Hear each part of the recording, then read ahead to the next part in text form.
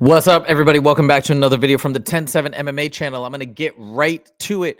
Big news. I actually got the notification that this was indeed the injury from one of our subscribers. The name on YouTube is Khamzat, not Khamzat, but Khamzat. So shout out to Khamzat to check this story out, that there is news of what the injury might be. It was leaked via an interview from Caio Borralho. If I'm pronouncing that last name right, I always have trouble with it. Hopefully I did, but from Caio, saying that the injury is a broken shin bone and that DDP may be out for 6 months. Again, this is again secondhand information, so technically it's hearsay, but I haven't even read this in full yet. I just saw the article and I saw the portion about the broken shin, but I thought we would check. I just want to immediately make a reaction to this breaking news potentially. So check this out. After initial rumors came in with Kevin Iole about an injury for DDP, contender Caio Borralho has come up with another update. And guess what? Plessis may not like it when he hears, because the Brazilian fighter got the word from people around the middleweight champ circle. When the speculations about the champ's injury came to the fore, there wasn't much to talk about since there was no information. But now Borralho has given us an idea of what it could be. While he wasn't very sure of what the injury was, it's pretty serious, okay? Claiming that it was something related to one of his legs. I also heard from another source a little closer, this is in quotation marks, that it was an injury that seems to be a little serious, like a broken shin. So it's like a broken shin. We don't know for sure. So I need to clarify and put this out there right off the bat that this is hearsay and speculation, but I wanted to talk about this because this is Caio Borralho. I don't think he would, for sure, wouldn't be making this up. Could it be wrong? Yes, it could be wrong, but I wanted to throw this out there. So something like that. And this is via AG Fight, translated via YouTube. Caio also mentioned that Plessis could be out for over half a year, which could compel Dana White to introduce an interim title. I think if he's out for 6 months, now does that mean out of fighting, out of training for 6 months? So does that mean his next fight would be like 9 months from now? I don't know, or even a year if he needs to train. Now we're talking about, and I think in either case, an interim title would 100% make sense, whether or not the injury is so severe that it would require, and I know people got mad when I even mentioned this last time, and I think I was wrong for mentioning that they should even be thinking about stripping him with any other information. So, but you know, whatever it would be, let's just talk about the interim for now. I think the interim would make a lot of sense if he's going to be out for 6 months, and I would make the fight between the winner of that fight against DDP that much more exciting. So I think they got to do an interim title, especially for International Fight Week. But let's keep watching this. I don't know, something like that. Caio said. He also mentioned that, okay, he'll be out for 6 months. He'll be out for about 6 months, and that would make it easier for the UFC to put the interim title on the line. So I'm waiting for that. This fight will only happen if it's for the interim belt. Now, do I think Caio is the right person to slide in? He could be. He's undefeated. He's tearing it up. But we have to acknowledge and admit the fact that we've got Imavov ranked at #1. So just from a rankings perspective, I feel like that would make more sense. Although I'd love to see Caio in there. I think he's incredible, and he's trained with Khamzat. I also think Sean Strickland, people might not like that idea, but he's ranked #2. He just lost the belt. I think that would be a great matchup. And the fan of me that loves the feuds and the beef element of it, Sean has talked nonstop about Khamzat and has just berated him in the public. I think that would be a phenomenal fight. I think people would get very excited about it as an interim title fight. I know people might be mad that we're saying, oh, well, after a loss, why is he getting an interim title shot? Forget about all of that. If we just look at the rankings and you look at the feud, I think it could make sense, and I think it'd be a fight that would really get fans excited, regardless of maybe not the perfect blend in terms of meritocracy. All right, so meanwhile, we're still waiting on official word. Wow. Big news, big announcement.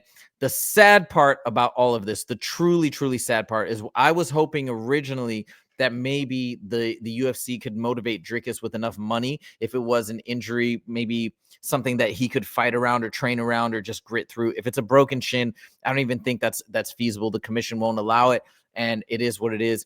So I think we have to admit, if this is true, if this information is accurate, that the fight is indeed off, and that is a major bummer. Now, moving on, it is what it is. I want to see this fight so badly. I know all the South African Dricus fans wanted to see this badly, and it's just a major bummer. But we have to accept it. And now that it's a 6-month period or longer, if this is true, I would like to see an interim title fight. I said previously that I didn't want to see that, and I was hoping for either he would just wait, Khamzat would wait for the title shot, but that's quite a long time to wait. I think we do something in between, gives Khamzat a great interim title shot, and we take it from there. All right. The next thing I want to talk about is this beef going back and forth between Khamzat and DDP online. And I want to give my 2 cents. I know I'm unapologetically a massive Khamzat fan, and people don't always like that, for better or for worse, but it is what it is. And doesn't mean I'm not a Drickus fan. I'm a massive Drickus fan. Don't get me wrong, but I am a bigger Khamzat fan. It is what it is. Now, I wanted to set the record straight about this Khamzat and Drickus beef, because they've gone back and forth, and just give my opinion and thoughts on what's real and what's not. So Khamzat first started out at the beginning. This is courtesy of Ariel Helwani on his show. They broke down the text and Twitter exchange. First, it began as Khamzat Chimaev on April 14th. That's 8 days ago, posting good news. That was the Monday before Dana White was supposedly going to make an announcement about the time of this fight theoretically being on International Fight Week. So he said good news. I assume they'd sent out the contracts. Maybe he signed. Maybe he was ready to go. Then we heard radio silence from Dana White, and the rumors began. Also, Khamzat posted this on April 18th, so that was 4 days later. And this is, I believe, the same day that Kevin Iole brought this story out. This might be prior to that, where Kevin Iole said there's rumors that DDP has been injured. So he posted this really cool image. It is what it is, and got people very excited about the fight. Then 2 days later, we see this guy's biggest BS, and I believe Khamzat is talking about Drickus du Plessis. So it seemed to, some people said maybe he's talking about Kevin Iole, but that was highly unlikely. Kevin Iole is a veteran journalist, so very unlikely he would get something like this wrong. So it was probably about Drickus basically saying he is pulling out. Drickus then, and that now we see with this story from Kyle that there was legitimacy to that injury claim. And then we see Drickus fire back. So Khamzat says this guy's biggest BS. And then Drickus says, let's take a look at the last 2.5 years and tell me who's BS. All right. Now, this is the post that I wanted to respond to. And Drickus, major respect for your talking smack abilities and what you do on the mic and online and all the stuff. This is really good. So this is cut out. We can't see the full thing here, but these are all obviously victories. So this is in the starting in 2022. This is a very impressive resume. Don't get me wrong. We got Darren Till, Derek Brunson, Robert Whitaker, Sean Strickland, Izzy, and then Sean Strickland again. That's 6 fights, 6 victories in that time period from December 10th, 2022 till now. And that is an incredible run for that time period, for those 2.5 years. Now let's look at Khamzat. And so this is what he posted. Kevin Holland, he won, and he said, yeah, like BS because, hey, that's canceled. These are pullouts, whatever. Okay. Let's back it up. This is not a fair representation whatsoever, and I had to talk about this. And there's something I got to talk about with respect to Drickus. Drickus fans are not going to like what I have to say, but we're gonna talk about it anyways. Kevin Holland versus Nate Diaz. Say what you will, but there is a theory, and it's a pretty prevalent theory, that the weight miss that Khamzat, I think, maybe could have made weight. And the UFC came in, and I think the UFC wanted to change the plans. They didn't want him to fight Nate Diaz anymore because I think they were getting a lot of backlash and it would have looked bad. And then they had a miss. They said, I think they told him already, hey, they wanted him to go in and fight Kevin Holland as a replacement fight. And so they said for him to stop making weight. And that's why he missed it by 7 pounds, because he already started rehydrating. You can say I'm a Khamzat apologist all day long, but this is the narrative that's been put out there. And this was later confirmed in a Khamzat interview where he said something along the lines of the UFC talked to him and told him ahead of time that he was going to be fighting Kevin Holland. So it was a plan in action. I don't think Khamzat gets the full blame there, but for whatever reason, he still fought and he dominated Kevin Holland. I just want to say, Paulo Costa, you can't say anything. Paulo Costa is the one that pulled out, and they had to replace that with Kamaru Usman. So I don't see how you can say that. Robert Whitaker, fine. He got very, very ill. He had a really bad sickness, and he had to pull out. Fair enough, but he was back pretty soon, and I think he redeemed himself with a very solid victory. Now, if you look at the records, now talking back about DDP, I just got to point this out. If you look at the records, it doesn't show this, but there are instances where he has turned down fights where the UFC wanted him to fight. This would be the 3rd time in the last couple years. So if you remember, Izzy, when he first fought Sean Strickland and lost to Sean Strickland, he was trying to get a fight with DDP. They were trying to set up the fight for DDP in August. DDP would not take it. And credit to DDP to stand up to the UFC and do what's right for his career. But still, I mean, it's the same thing with Khamzat pulling out of Whitaker. He had to do the right thing for his career. He was very, very ill. So it is what it is. So he didn't take that fight. So just saying, it doesn't show up on the record, but he didn't take that fight. Next, They wanted DDP to step up for UFC 300 to fight Izzy then. He was already the champion. He had beaten, so Sean beat Izzy, DDP beat Sean. Now DDP is the champion. They wanted DDP to now fight Izzy at the headline of UFC 300. Massive event. Would have been incredible. DDP declined because he wasn't ready. And once again, you have to give credit to his team for giving him good advice, but I'm just saying that was a huge fight.